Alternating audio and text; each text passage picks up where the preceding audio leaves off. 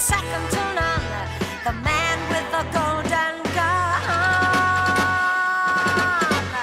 Living in some dark Norway, or crouched on a rooftop somewhere. In the next room of this very one, the man with the golden gun.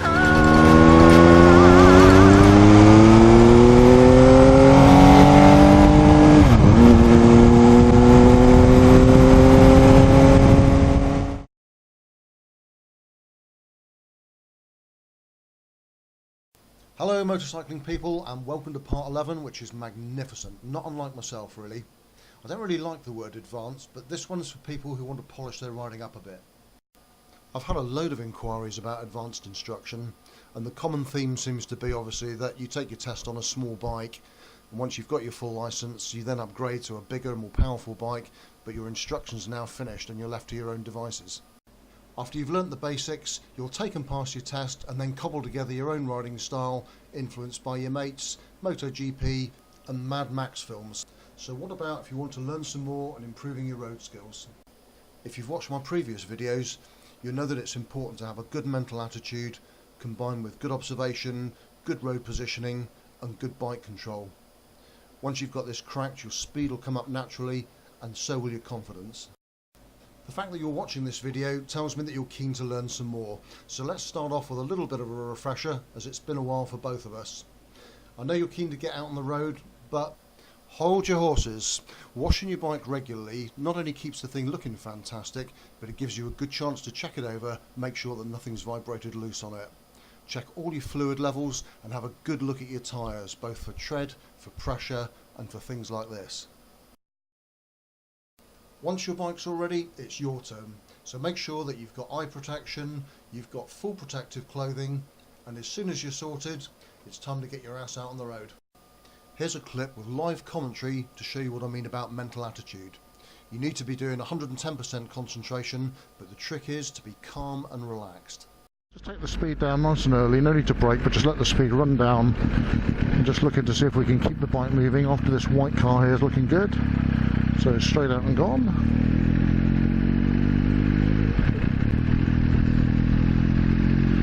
Just watching the traffic to the left, making sure that... Okay, so when something like that happens, call them what you want to call them under your breath and then forget it and move on. Get your brain back into concentrating on what you're doing. If you're thinking about doing some advanced training, your instructor's going to be looking for you to produce a good safe ride and demonstrating control and forward planning. He'll be wanting you to keep up to the speed limits and, if it's possible, to make some progress with safety with good overtaking. As we come up to the end of the 40 limit, I can just start to bring the speed up a little bit. And again, looking for the opportunity to overtake. If the car in front doesn't accelerate, which they're not, then I'll want to be looking to go now. So just do a nice smooth overtake. Watching the speed, remember it's a 60 limit here, so just bringing the speed straight up to 60. I can see that group of 4 cars up ahead, and although I'm gaining, I won't be able to overtake them before the 3-lane system finishes. So I'm going to catch them up, match their speed, and I want to be in the following position when I get to the brow of the hill. They're a bit close together at the moment, but once I get my next view, if they're starting to separate up and the overtake's on, I'll be in a position to do it. I'm getting view now underneath and down both sides of the vehicles, and I can see an oncoming car.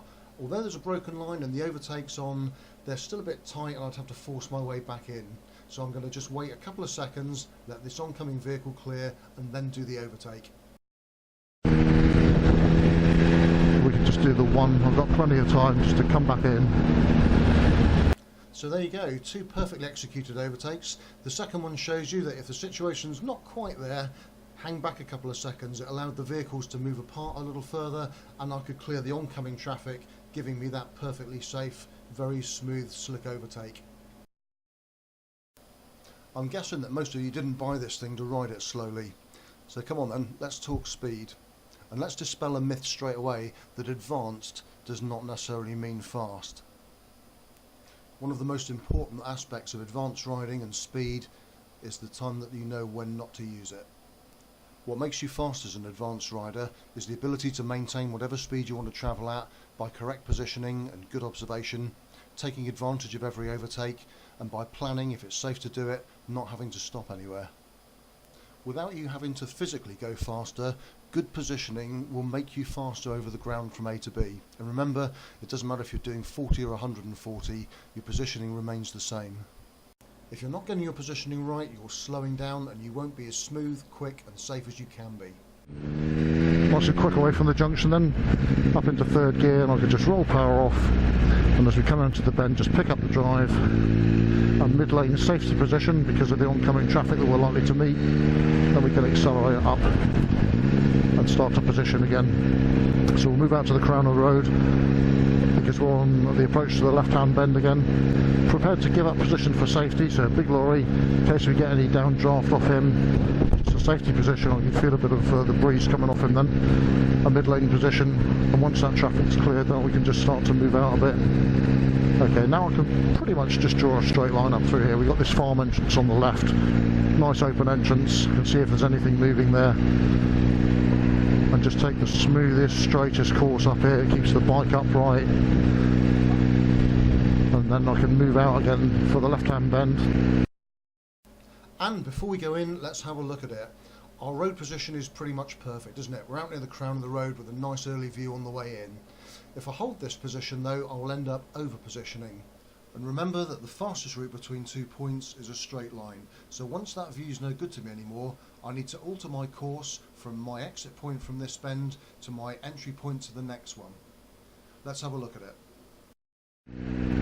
You'll notice as I go into the bend, none of that view's no good to me, so no further benefit, so I can just start to move in, position myself for the right-hander, until again that view's no good, straighten out, and then where that black car is, I want to be against the near side hedge just before I reach that bend. So it's pretty much a straight line to where that gash piece of wood's laying in the road there, look, that piece there. Here it is again, lining up for a right-hander. We're tucked into the near side for maximum view and we're away from the oncoming traffic until this point here. This is my exit point for this bend. It's the point where I've got enough view to allow me to safely change course and go straight to the entry point for the next bend, which is a left-hander. The transitions from near side to offside and back again on the lane are done so smoothly you barely notice them. But as soon as I've got that view, I alter course and aim straight for the entry point for the next bend. Unlike on the racetrack, as road riders we have to compromise our position because of the way our roads are made up. We have to factor in the potential danger caused by oncoming traffic and also the lack of view caused by buildings, hedges and everything else on the roadside.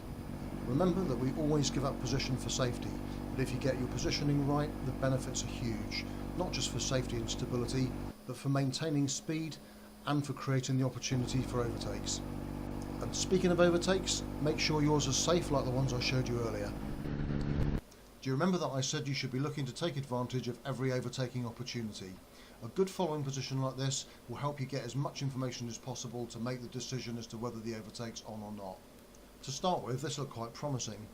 The driver of the black car 2 ahead of me was looking to go, and I was considering going at the same time to overtake the car in front of me. He took so long to commit to going to the offside lane that he ran himself out of road, and forces the oncoming driver to take evasive action. This situation has the potential to go badly wrong, and if you blindly follow someone else out to the offside of the road, you could end up with oncoming traffic, fighting your way into a closing gap and putting yourself and your bike into danger. Good positioning will give you all the information that you need to make an informed decision about whether the overtake is on and safe or not, and if there's any doubt at all in your mind about completing the overtake safely, the answer has to be no. Bit of clear road coming from the traffic coming the other way, not really the opportunity to go. There's a little bit of flashing from the oncoming traffic, he didn't like that one, did he? And finally, on the subject of speed, a word of caution. We all speed to some degree, but 30s and 40s are there for a reason. My advice is stick to them. Out on the open road, you pay your money, take your chance.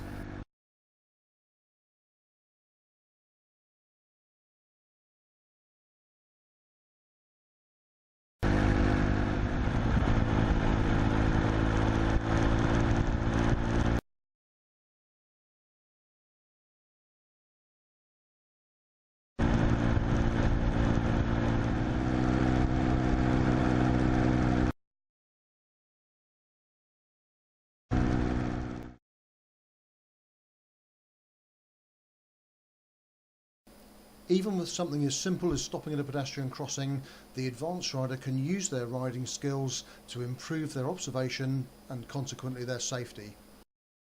On the way down to this situation, I'm well aware of everything happening all around the bike, and when it comes to stopping, you'll see that I stop at a distance where if anything comes down from behind and I'm in any danger at all, or the caravan reverses, I can take evasive action even if it's up over the pavement but I've got somewhere to go. I've also stopped where I can see the traffic light, and if you look at the 1 o'clock position, I've got a good view of the shop windows and I can see when the vehicles start to move off and any problems that might be up ahead of me. Nice and steady down behind him. We've got a cyclist on behind me at the moment. He's just hovering down on the near side, overtaking down the inside, all over the place as usual, and they wonder why they get a bad name. So he likes to change, quick look all around the bike then, make sure that our cycling friend doesn't have any more of his buddies with him. And we're going to follow the one-way system round to the right, so we're going to put indicator on. We want the right-hand lane, staying in the right-hand lane as we go around. Very swish car garage here, Ferraris and Maseratis, if you're into cars. Here's a few more of the things that you should be considering as an advanced rider. So just nice and gentle, keep your speed down, keep the noise down as well, let's not frighten the animals here. If you're riding through some of our national parks, you're quite likely to come across livestock on the road. And although they're used to traffic, wild animals on the other hand represent a huge potential danger to you as a motorcyclist.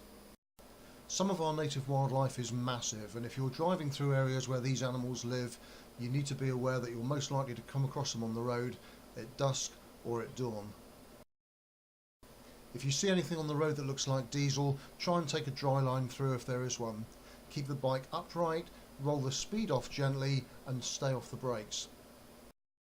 Standing water and debris can very often still be found in dips in the road and under trees long after the bad weather's gone and the rest of the road surface has dried up. Look for unusual things like these wet drain covers on a dry road. I didn't notice the green paint at the time, but I thought something was going on, and I found these guys a bit further on, just round a blind bend. Use positioning to control other road users and keep yourself safer. As this situation starts to develop, I give up position for safety, but not too much. I don't want to encourage the oncoming car to come through at the same speed, and you can see that he slows down for me.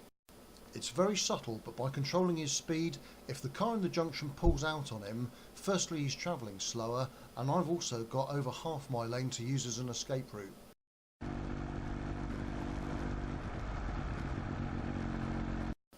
Once I'm clear, I just start to gently move position back towards the crown because I'm coming up to a left-hand bend. But more importantly, I've got this vehicle in the near side driveway, and I want to make sure that he doesn't pull out on me. As I get closer, I can see an oncoming car, and this strong position out towards the crown of the road does everything. I'm holding the car driver on the driveway and the oncoming vehicle who gives way to me. I'm in the maximum safety position and I haven't had to lose any speed. Slow in and fast out. Advanced observation very often gives you the opportunity to time your ride so that you don't have to stop anywhere. It's a lot safer, and yes, you've guessed it, it's a lot faster. I'm positioned for safety and view here, and I can see that the vehicles ahead of me are braking, so I roll the power off. Mid-lane position holds the van driver, and by decreasing speed gradually I control the traffic down safely behind me. This has given the traffic lights a chance to change, and I don't need to stop. This is much safer than being stationary in the road, and obviously a lot quicker from A to B, that I don't need to stop and then pull away again. And sadly, my friends, that's all we've got time for today. I hope that you found it interesting. Remember that positioning is only part of this, and that the area between bends is your opportunity to set the bike up for the next one, to make any adjustments to your speed, get all your braking and gear changing done, so that when you arrive at the entry point for the next bend, you're in the right gear, right speed, with the bike under drive and ready for the next one. The mark of a good advanced rider is the person who's at their optimum speed, the optimum position at all times during the ride, and makes it look smooth, flowing and effortless. I know that a lot of you do track days, which is another good way of boosting your confidence, but if you get the chance to do a day's advanced instruction, then go for it. And I guarantee you that with a good instructor, you will learn lots. You'll enjoy the day and you'll come away a better and safer rider. Well, that's it. And I think you'll agree, I was magnificent. Hope to see you again soon, and in the meantime, enjoy your bike and stay safe.